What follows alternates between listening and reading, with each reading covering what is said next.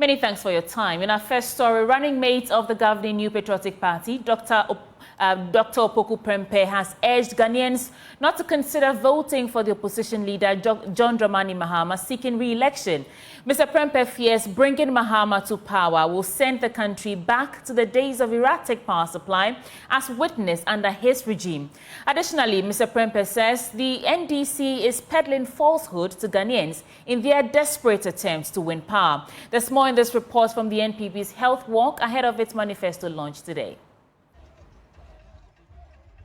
The streets of Takoradi were a sea of colors as dozens of supporters of the New Patriotic Party poured onto the streets to show their support during a health walk organized by the party. The event was part of the activities leading up to the manifesto launch scheduled for Sunday. Dr. Opoku Prempeh, running mate to Dr. Mahmoud Bawumia, addressed the crowd and criticized John Mahama, leader of the National Democratic Congress, on his handling of the National Health Insurance Scheme. Hospital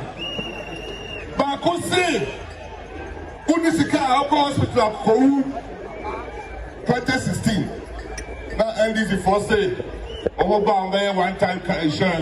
in 2016, the NDC promised a one-time premium insurance, but it never happened.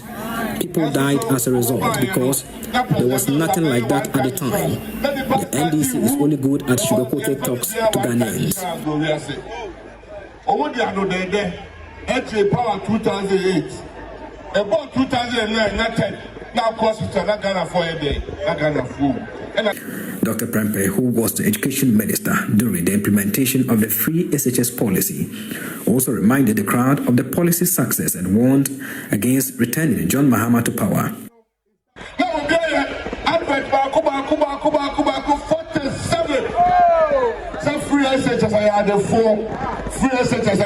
Someone sponsored 47 adverts against free SHS policy and said it wasn't possible.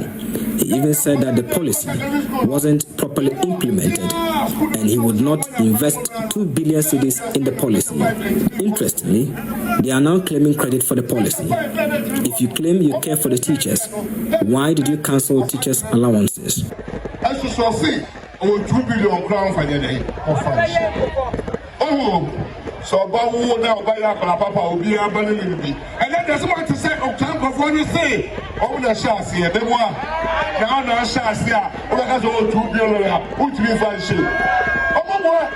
he highlighted the acute power situation during Mahama's tenure, which led to the popularization of the term dumsor, a local term for power outages, and cautioned that voting him back would mean a return to those dark days. At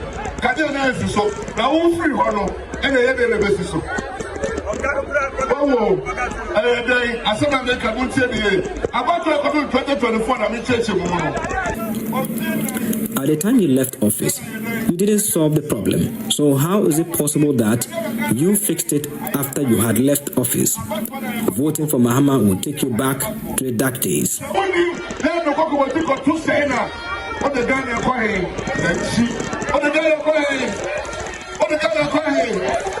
Meanwhile, popular Kumawood actor Kofi Edu Elias Ejako has endorsed the Dr. Bawumia and Napo ticket, saying that everywhere he goes, both young and old are clamoring for them.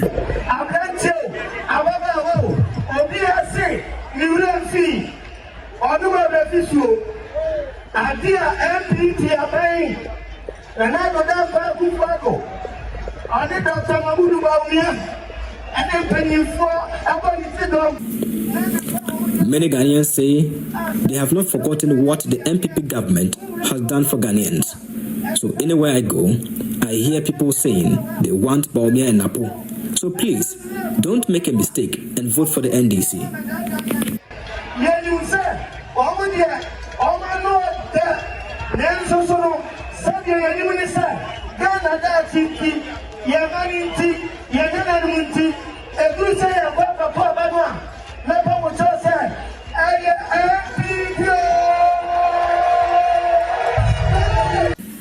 On the business side, local hotels in Takoradi are experiencing a surge in bookings, with rates skyrocketing due to the MPP's presence in the region. Samuel Mbura, Joy News, Takoradi, Western Region.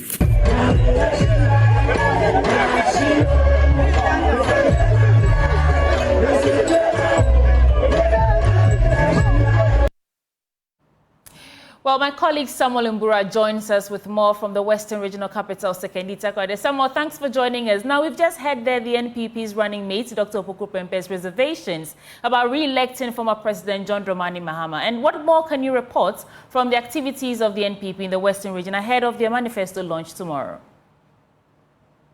Well, sweetie, I can report that everything is set. The venue where this manifesto launch will be carried out. I visited it like an hour ago, and the setup is ready. What I can add is that security has also been beefed up here in Takoradi ahead of the much anticipated manifesto launch. We know very well that tomorrow Takoradi will be an attraction to the country because all the bigwigs of the MPP have already made their way here. The Vice President, Dr. Mahmoud Bawumia, is currently in Takoradi here, and others are still on their way coming. So that road from Cape Post to Takoradi is actually a busy one. More security men have been deployed to man security on the road. Within the Takoradi township too, there are already ongoing constructions, but plans have been put in place to ease traffic on the road as well. So if you are coming to Takoradi, you should be very, very careful because the road is very, very busy. And well, my colleague there, Samuel Mbura.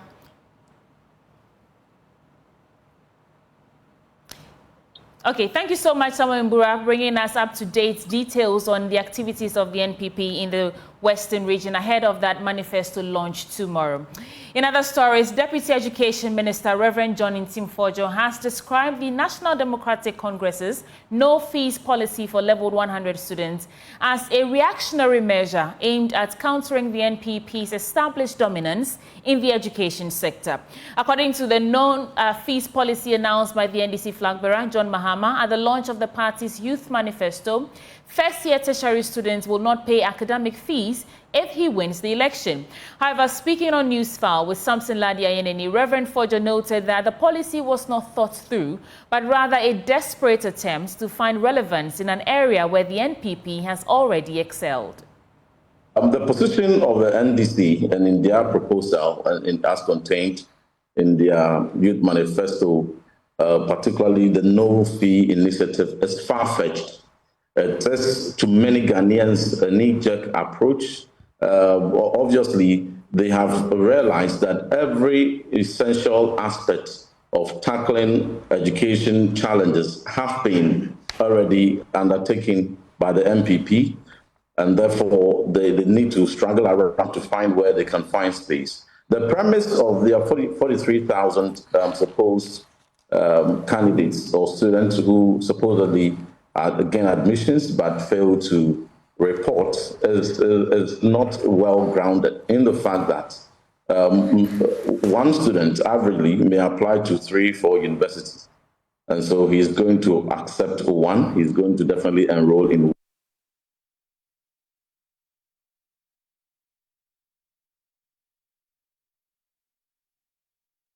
The North Tongo Member of Parliament, Samuel Okudzeto-Ablakwa, refuted these claims, reinforcing that the policy was in fact well thought through. Many people forget about Article 25(1)(c). And as a former NUCS president, I recall that we always trumpeted this, in our days as student activists. So Article 25(1)(c) provides, higher education shall be made equally accessible to all on the basis of capacity, by every appropriate means, and in particular, by progressive introduction of free education. That's Article 25(1)(c).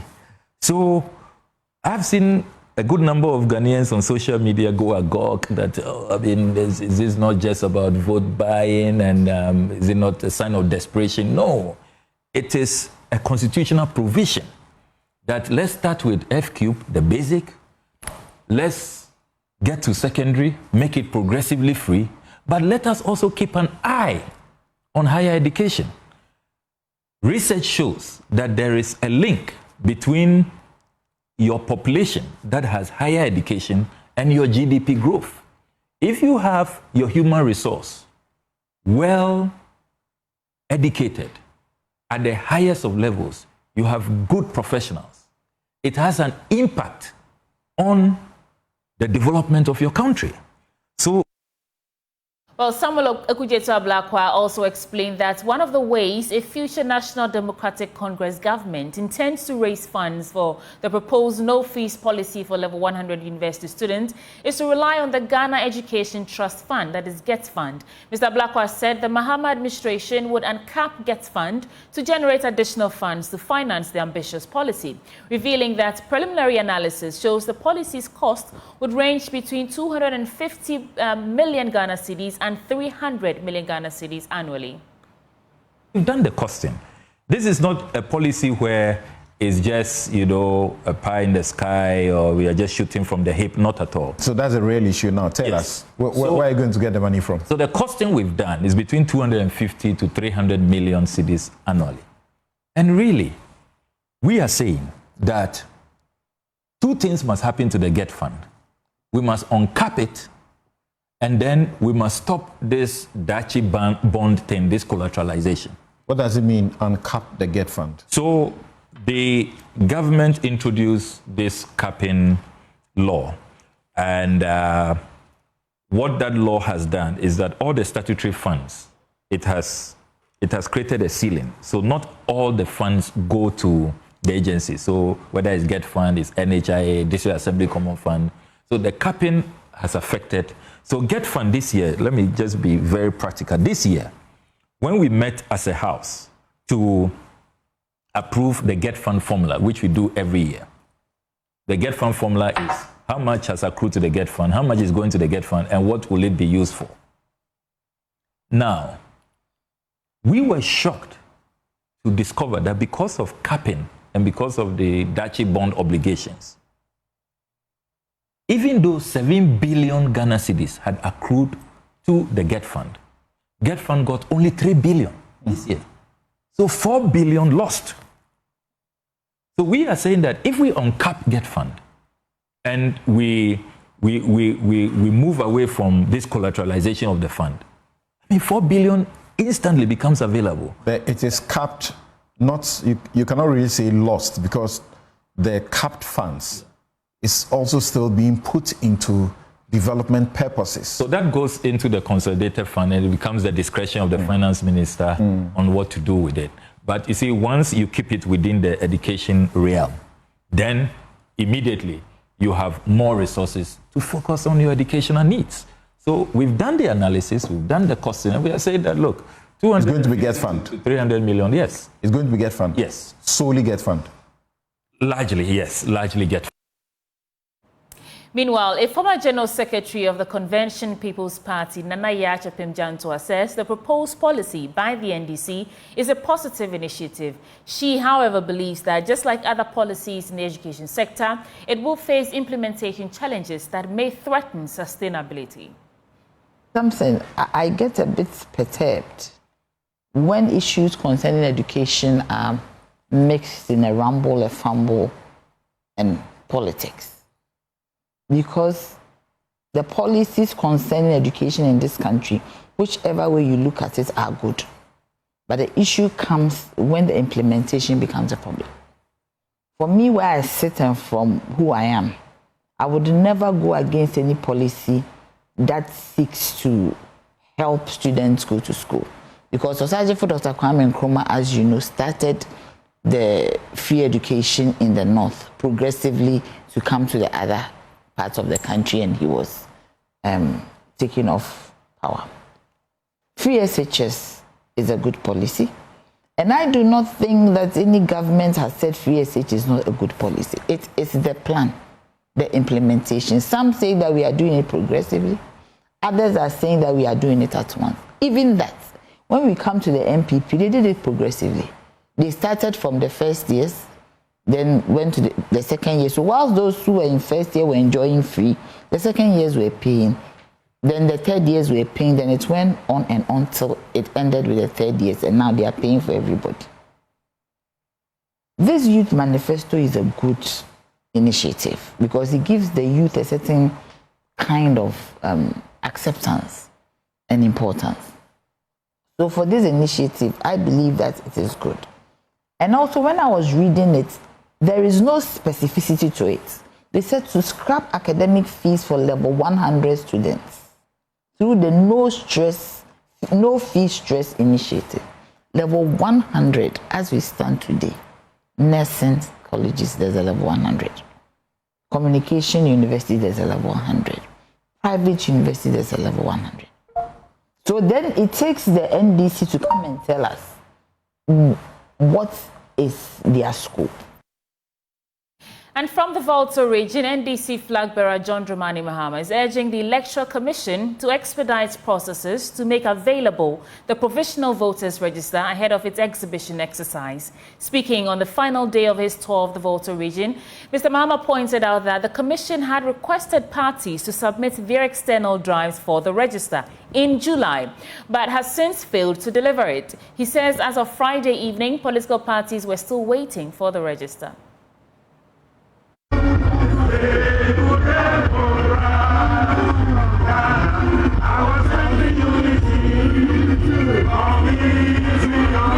On the last day of his tour, the NDC flag bearer visited the Central Tong, South Tong, Keta, and Anglo constituencies.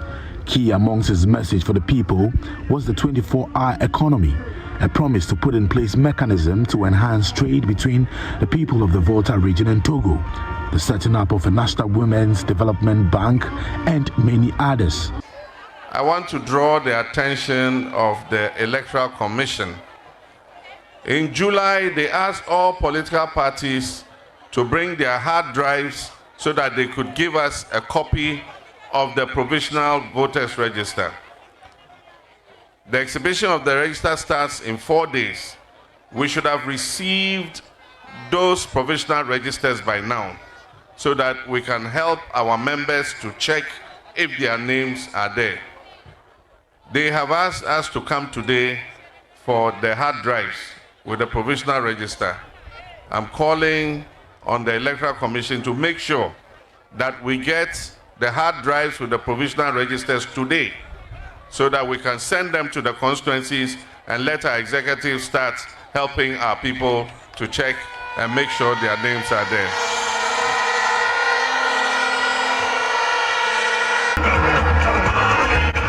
He says persons who have misused funds related to the Keta Port project will be held accountable after investigations if he is elected. Speaking in the Keta constituency where the Keta Port project is located, he said the government has taken $8 million from dividends declared by the Meridian Port Services deal the NDC government spearheaded, and has earmarked that for the construction of an administration block for the Keta Port project, saying persons found to have misused funds will be made to account if NDC is elected. From Meridian Port Services. And we commissioned them to build a new harbour. So they went and borrowed their own money and came and built the harbour for us. Gapoha is a partner to MPS. And so Gapoha receives dividends or a share of the profits from the new port. Since that port was built, Gapoha has earned almost $200 million from the new port. First, they took $70 million of that money and went and put it into Buankra Port. $70 million of Gapoha's profit from the port that they said Mahama had sold. They took it and went and put it in Buankra Port. Now they've taken another $8 million and said they're coming to build administration block for Keta Port. When we come, we're going to audit Keta Port. We're going to investigate it. Anybody who has chopped money there, we'll hold them accountable.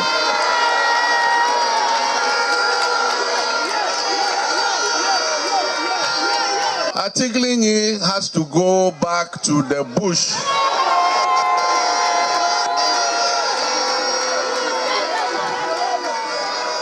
It has caused enough distraction to Ghana already. We don't need it in town. We need Atiglinyi back in the bush. During an interaction in the fishing community of Anglo Afiadenyigba, John Mahama was installed a development chief. This is the first step towards the Flagstaff House on 7th January 2025. This is the Afiadenyigba sword, and it will become the Ghana sword. Thank you very much. And markets are one of the things that we are prioritizing. During our time in office, we built a lot of markets across the length and breadth of this country because we know that markets stimulate economic activity. And so, Togbe, your request is in order. We will take note of it, and by the grace of God, when we come into office, we shall execute and make sure that you get your heart's desire. Togbiga, the lagoon is a source of livelihood for our people. For many years, we've been asking that the lagoon should be dredged and a canal opened so that the seawater can come into the lagoon to promote the livelihood of our fishermen and all those who live by the lagoon. And Togbiga is one of the requests that has been made since I came into the Anglo-Keta area. And so we have taken note of it, and by the grace of God, if God smiles on us, and I know he's going to do, if the people of Ghana vote for us and we come into office, we'll look at improving the lagoon so that the livelihoods of our people will be protected. The next NDC government is going to concentrate on jobs, jobs, and jobs. Our 24-hour economic policy is meant to stimulate the economy. It's meant to assist business people and manufacturers to extend their working hours so that they can employ more young people to work. And this is a policy we're going to implement. It is not a one-night event or a one-day event. It will take a lot of work. We have to link the 24-hour economy to increase exports. And that is why I've said that I'll personally chair an accelerated export development program so that we can create a market in the whole of Africa to export Ghanaian goods to other countries and bring income to our people. On that note, let's take a quick break. We'll return with more stories. Do stay. Thanks for staying. You're still watching Joy News Prime with me, Sweetie Abochi. Moving on, Ghana generated, produced and shared over 20,000 child sexually exploitative materials in 2022, with 64.54% of children facing risks on the internet. That's according to the Cybersecurity Authority, following a survey conducted by the National Center for Missing and Exploited Children and the United Nations Children Fund. Now, despite the worrying statistics, the authority is optimistic of a downward trend as it begins a national advocacy and awareness through its national challenge for senior high schools. There's more in this report.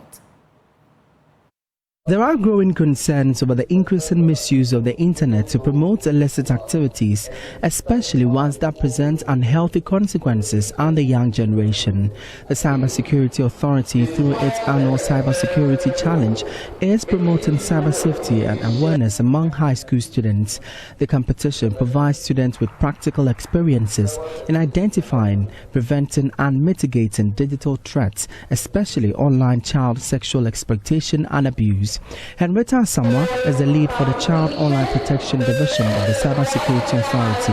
And the Cybersecurity Authority had a survey in the year 2022, and we noticed that over 64.54% of children face risk on the internet, and so it was part of the reasons why we decided to expand our reach so that we would cover almost all the schools in Ghana. That's why we came up with this challenge, and Ghana has been zoned into 4. We have the middle zone, the southern zone, the northern zone, as well as the eastern zone. So today's contest was for the middle zone. The theme for this year's edition is empowering young minds, creating opportunities, promoting a safer digital Ghana.